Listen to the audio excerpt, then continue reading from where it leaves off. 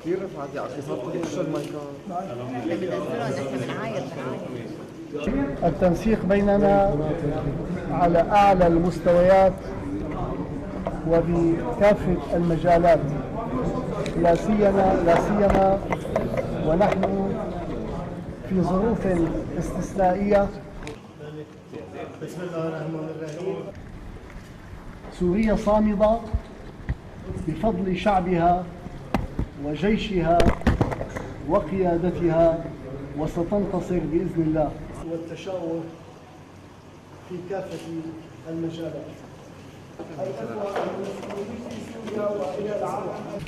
از محور مقاومت کشور دوست و برادر سوریه اعلام بکنیم.